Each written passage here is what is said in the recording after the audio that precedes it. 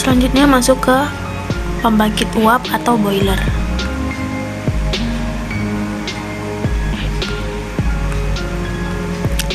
Stasiun pembangkit tenaga uap berfungsi untuk memproses air menjadi uap bertekanan tinggi sebagai penggerak turbin maupun untuk keperluan proses.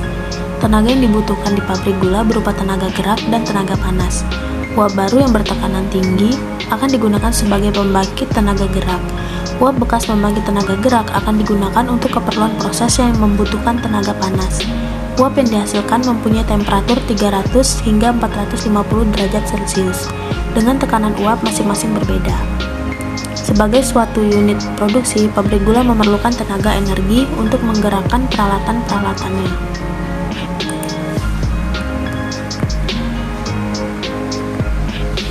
Keperluan energi tersebut disuplai dari sumber utama, yaitu uap air atau steam.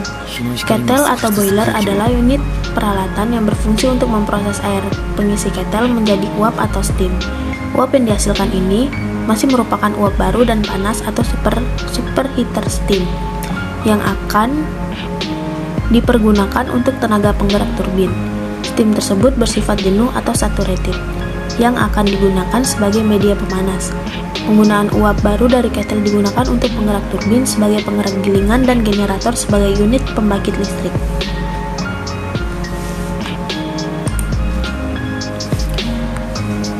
Berikut macam-macam uap dan penggunaannya. Yang pertama ada uap baru yang berguna untuk unit ekstraksi, digunakan untuk menggerakkan turbin, padaken cutter, unit generator, dan gilingan 2-5.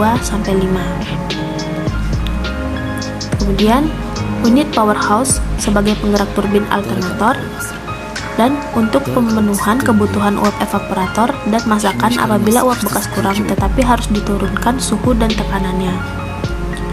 Yang kedua ada uap bekas yang berfungsi untuk unit pemurnian sebagai bahan pemanas untuk juice heater 1 dan 2. Di unit penguapan sebagai bahan pemanas untuk evaporator, dan di unit kristalisasi sebagai bahan pemanas pada pan masak.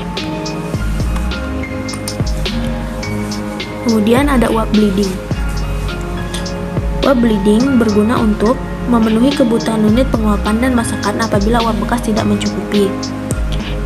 Pada unit ekstraksi, sanitasi atau steam blazer dan injektor.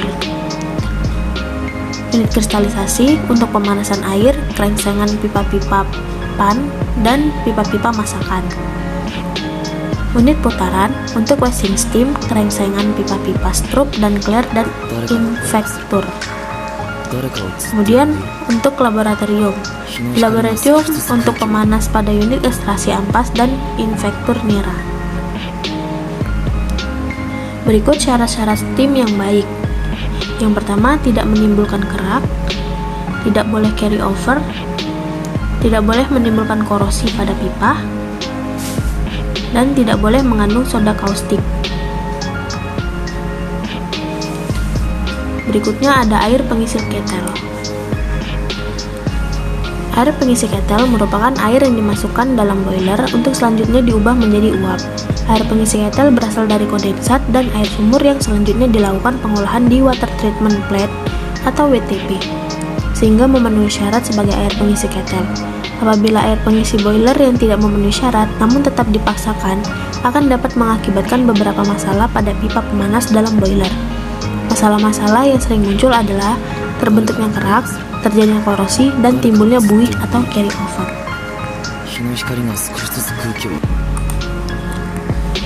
Salah satu parameter untuk air pengisi ketel yang baik adalah air yang terbebas dari kesadahan.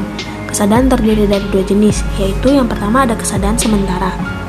Kesadahan sementara yaitu kesadahan yang diabaikan ikatan kapur atau magnesium dengan karbonat yang akan mengendap bila dipanasi. Kesadahan sementara disebabkan karena adanya magnesium di dalam air. Kemudian yang kedua ada kesadahan tetap. Kesadahan tetap disebabkan adanya garam kalsium atau Ca dengan anion lain. Kandungan penyebab kesadahan dalam air adalah kapur.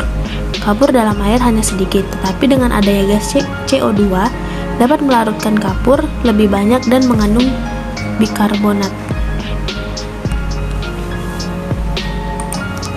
Berikut adalah syarat mutu air ketel terdiri atas beberapa parameter yang harus diperhatikan.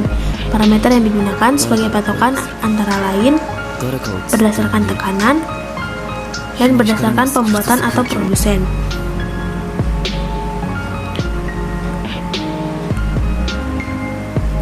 Kemudian ada pengadaan bahan bakar. Bahan bakar yang digunakan untuk pengadaan steam oleh boiler, bahan bakar yang digunakan adalah yang pertama ada ampas tebu atau bagas. Pengadaan dari sisa gilingan atau mendatangkan bagas dari pabrik gula lain karena kebutuhan bahan bakar sangat tinggi. Kemudian yang kedua ada kayu bakar, digunakan pada waktu permulaan giling. Dan yang ketiga ada residu, digunakan jika jumlah ampas tebu tidak mencukupi atau ampas tebu dalam keadaan basah.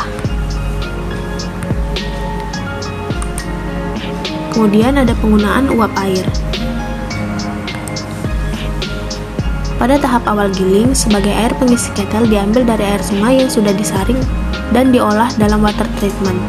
Pada saat pabrik beroperasi, air pengisi ketel diambil dari air kondensat yang ditampung pada pure water tank. Bila terjadi kekurangan, baru ditambah air unit water treatment. Air kondensat yang digunakan sebagai air pengisi ketel adalah vacuum pan keseluruhan dan evaporator 1, 2, dan 3. Serta juice heater yang tidak terkontaminasi air bergula. Sedangkan badan pemanas 4 dan 5 digunakan sebagai air pembantu proses. Selanjutnya ada penyediaan uap. Uap yang dihasilkan masing-masing ketel dijadikan satu di steam heater dan didistribusikan ke alat-alat yang membutuhkan uap baru atau uap panas lanjut. Alat-alat yang membutuhkan uap pemanas lanjut antara lain turbin generator, turbin unigenerator, dan turbin gilingan. Uap bekas dan alat-alat kemudian dikumpulkan di desuperheater bersama dengan uap baru yang telah diresidur dan didistribusikan ke stasiun proses yang membutuhkan uap bekas atau stasiun pemurnian, stasiun penguapan, dan stasiun masakan.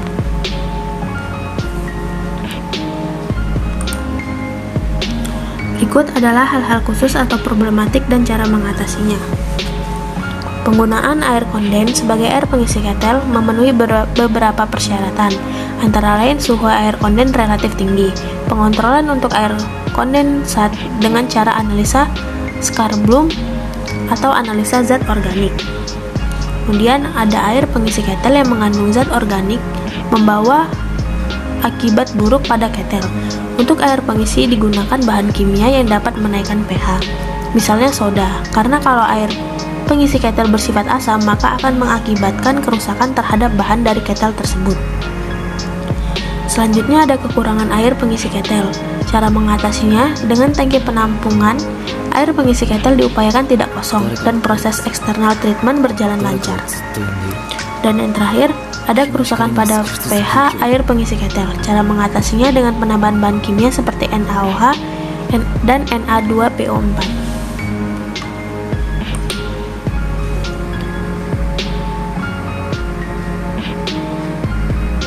Berikut ada prinsip kerja ketel. Energi panas hasil dari pembakaran bahan bakar dan udara ditransmisikan ke pipa-pipa pendidih. Kemudian energi panas tersebut diserap oleh air yang berada di dalam pipa pendidih. Penyerapan energi panas dapat berlangsung baik jika terjadi sirkulasi secara alami. Pada pipa-pipa pendidih, air akan menguap dan naik ke drum sebagai uap basah. Di drum atas, uap dipisahkan dengan air yang masih terbawa uap menggunakan sperator. Kemudian, uap basah mengalir ke superheater dan air akan kembali ke drum bawah untuk dipanasi. Air pada ketel bersirkulasi secara alami karena perbedaan suhu dan mengakibatkan terjadinya suhu yang mengakibatkan terjadinya perbedaan berat jenis, sehingga uap yang mempunyai berat jenis ringan akan naik ke drum atas, sedangkan air yang mempunyai berat jenis lebih besar akan turun melalui down corner.